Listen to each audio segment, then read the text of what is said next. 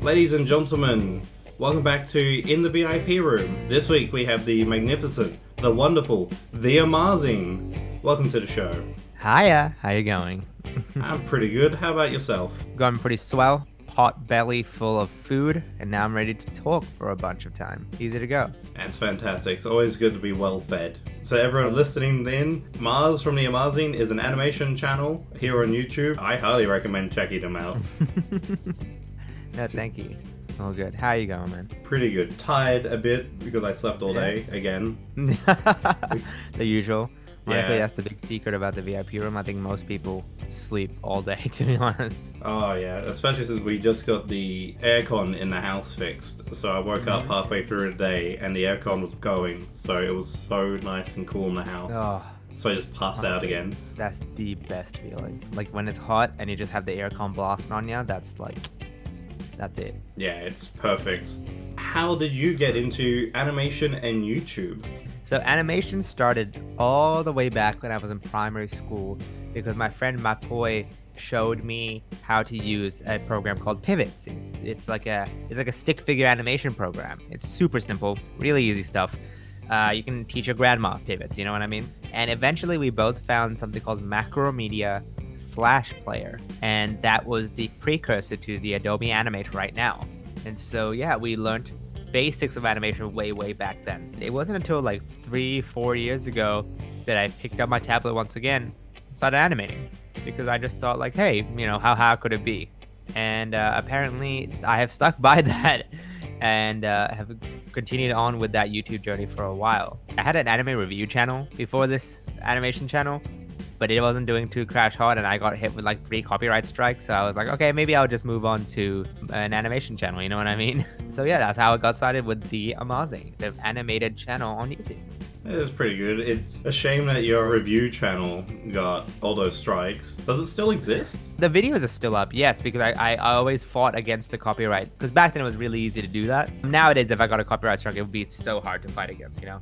Ah, yeah. The main reason I didn't like doing them was because I don't like editing. I think editing is super boring. I think editing other people's footage is really boring. What I do like is reviewing anime, but my storytelling and the way I spoke wasn't good enough to do that. So it was just me going like, hey guys, so my name's Maaz and I'm ready to record anime. You know what I mean? Like it wasn't really that great or conducive for a reviewer. Now with animation, the way I tell stories is a bit better. I can probably go back and review one more anime and hopefully do a better job. And I do plan to do that in the future one more time, but currently it's not happened yet. But I feel that so hard. The whole hating editing and not feeling like you can write a review properly. A lot of my friends tell me I should do reviews, and I'm like, I am not a reviewer, and I hate editing. It gets so boring and tedious. I can only imagine how bad it is having to edit someone else's work. I watched one of your videos while waiting, and I'm trying to get that out of my head, because that was Which one did you watch? The collab one, what happens in collabs. Oh yeah. Yes, just with something else YT doing the Australian accent. Garbage. Garbage. Just the way you ended that video though, the end gag, the way you smashed through the glass, that was fantastic. That's so funny because like I watched that video again recently, and it's really funny how much your comedic sense and the way you tell stories changes, because if I was to redo that gag again, I would have me punching through the glass and it goes like, ah, and then the second frame of me, I just take out the knife and then he starts screaming even louder. But what I probably would have done is the second time, instead of just bringing out the knife, I probably would have snuck through the glass hole, like put my leg through, and then Adam going, ah, you know what I mean? Like I'm like coming to get him, you know what I mean? Like I would have climbed out, but you know, I that would be fun. Oh, you could even throw in a spoon. Instead of a knife, you pull out a spoon. Yeah. And see how many people get the reference. That's so good. If I'm not mistaken, yourself, like many other animators, have basically a based on your own appearance avatar. Yes and no. Back then, I was playing this game, Final Fantasy XIV, like 15 hours every day. I was super unkempt. My hair was really shaggy. My facial hair was growing. And it was back then that I decided to start my channel. So my hair, when it gets bad, only one side gets really shaggy, whereas the other side is pretty clean. And that's how my hair came to be. If you look at my facial hair, it's got a very prominent trident kind of goatee. So that's where that like the three-pronged hair came in. And then I just really liked wearing polos and button-up shirts, and so that's where that came out of be as well. Because in my first video, it's actually no color, so it's very much just like I have weird hair, I have weird facial hair, and I like polo and button-ups. But I have refined that now that I'm wearing polos, because I do like wearing polos now with a star. I've given myself color because I love blue. Blue's a great color, and so that's awesome. But if I could go back in time now and talk to my younger self, 3-year younger self, I probably would tell him to make my main character a bit more unique, like not just a human. Like that's why I love Ginger Pale's and Illumination's characters so much, because they're like, you know, not typical proportion to humans. You know what I mean? They're just people doing people things. Yeah. I'd say recently, last year, you had the version of your avatar as a wizard going around. I wanted to change it radically and make it into a wizard, but I realized that a lot of my branding would have to get like changed, like my merchandise and Patron. And you know, it was just too much of a hassle to change it that radically. But I have changed it so that my character now has like a polo star thing. The wizard one, Maaz, is like will still appear in videos. Like I want to make it so that whenever I tell stories, I switch to Wizard Maaz whenever I need to transition onto something, or whenever there's visually something interesting happening. You know, that would be pretty cool. Yeah, that sounds pretty good. I'll keep an eye out for that in future videos then. Yeah. So I can't wait to do that. And now for the most noticeable thing about your avatar, the lack of eyes. Yeah, well, I thought you were gonna say the white skin. Yeah. So the white skin is only. I'm making a video talking about that in a bit, so I won't reveal that just yet. But the lack of eyes thing was just, I just don't like. I actually really like eyes. I want to be like an eye doctor in the future, but it's like a weird thing where I don't want to draw people. You know, it's a personal reason, and I feel like if I draw eyes, it's like I'm drawing people, and I kind of don't want to do that. I'm just drawing creatures, you know. That's why I have aliens that I have in my videos, and I have me without eyes and my glasses move, because I'm not trying to imitate life. I'm just making animations, you know.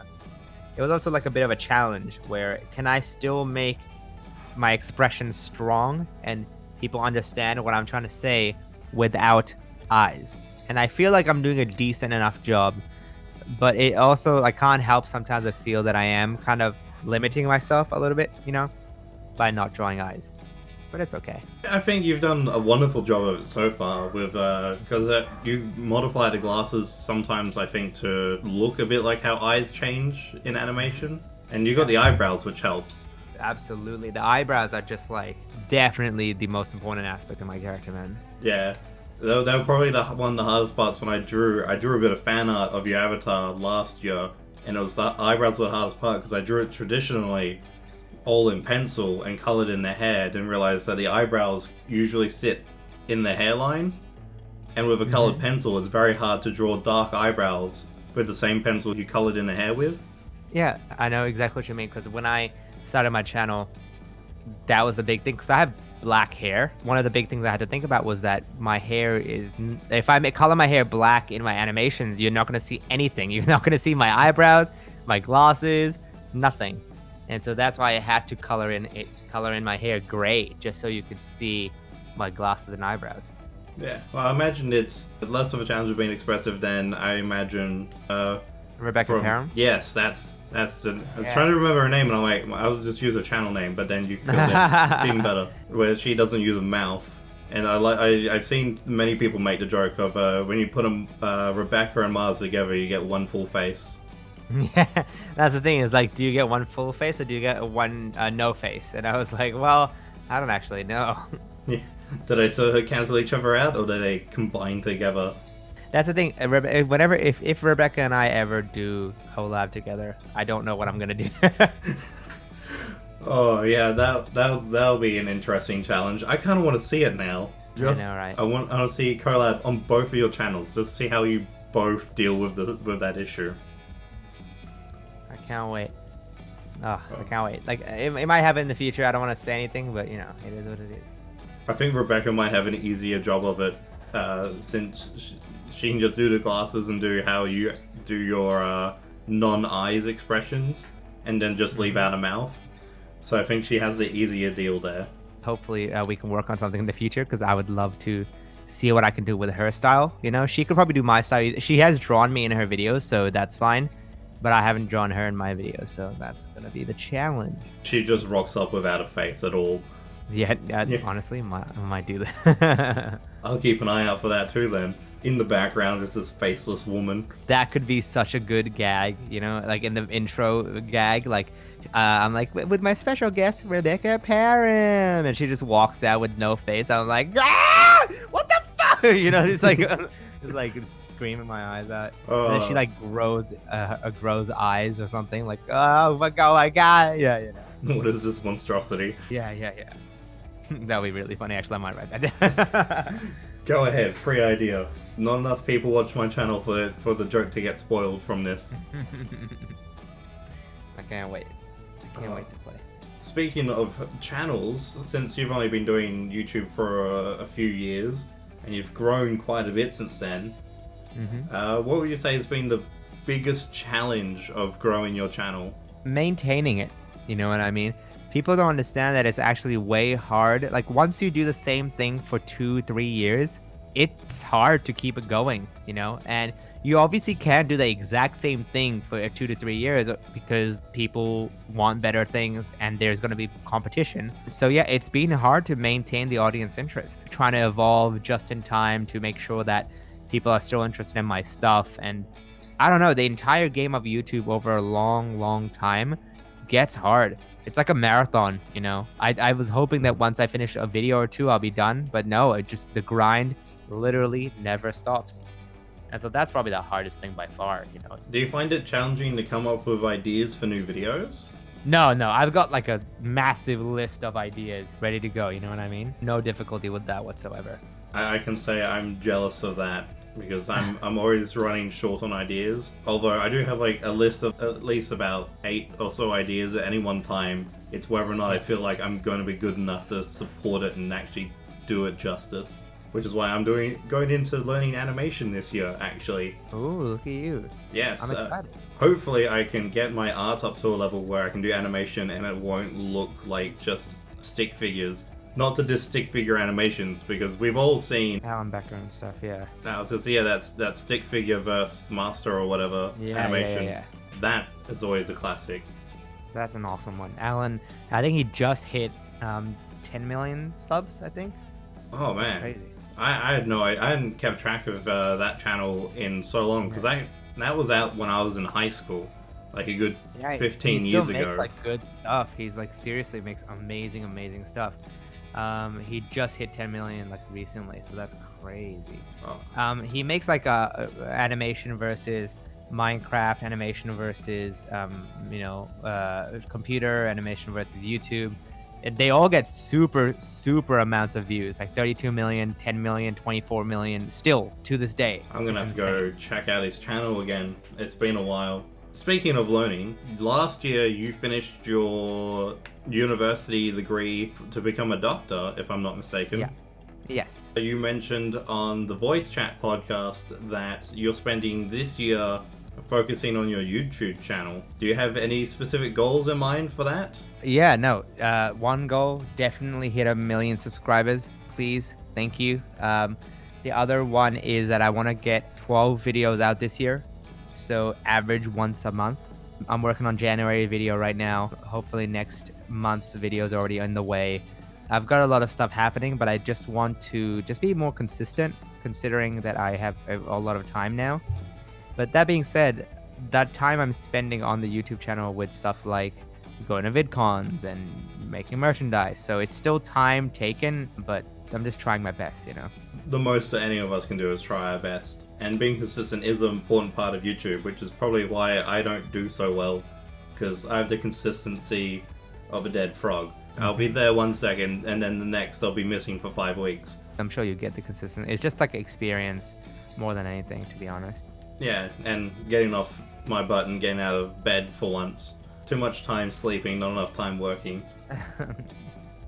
I think that's most of us, to be quite honest. As I just mentioned, the Voice Chat podcast, I highly recommend everyone who's listening to go check it out. There'll be a link below to that.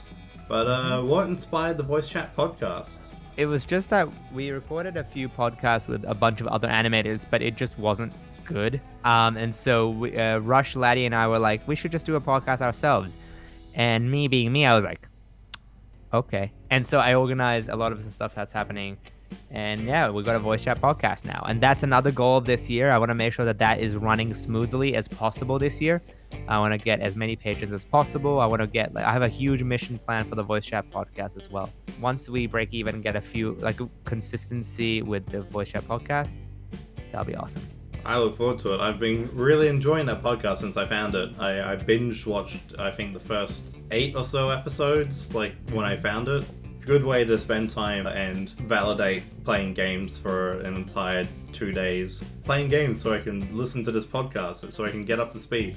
That's how it's for me, you know what I mean? The podcast is fun, but it's obviously a side thing. I want to make the videos of my channel first. Speaking of channels and podcasts, totally a natural segue into your second channel, where you have a second one-on-one podcast. Yeah, so that's been on a hiatus recently with the voice chat demanding so much time and my own animation demanding so much time. I just haven't had that much energy or effort to be able to put into my own one-on-one podcast. I do want to kickstart that back up. I'll see what I can do about that. People seem to really like the one-on-one, very intimate interview style podcast, so I guess I'll see what I can do in the future, you know? Yeah, I enjoyed those, though I admit I enjoy them probably more for the fun now art than for the content itself, but I'm amazing. Yeah, I'm a sucker for nice looking art, and PJ's art is just amazing. It's fantastic. Actually, PJ's how I found your channel. Really? Yeah, I watched a Dan Plan video featuring PJ, and then I'm like, oh, this person seems quite funny. Watched her stuff, and then I think you appeared in one of her videos that I watched, and I was like, this guy seems quite funny, and then that's how I ended up watching you, and then that's how I ended up watching Adam, James, Emily, Alex, a whole bunch of people. It's all PJ's fault. I lost a good 3 weeks worth just watching animation videos. PJ, you did this. Yes. I like to think I got back at her by coming up with the concept of shirtless pajamas. Her totally not yet existing arch rival. I think her biggest arch rival would be someone who wears pants, you know what I mean? Pants pajamas, she'd be like, no. Yeah, well, that was the concept behind shirtless pajamas. There's a man who wore pants but no shirt.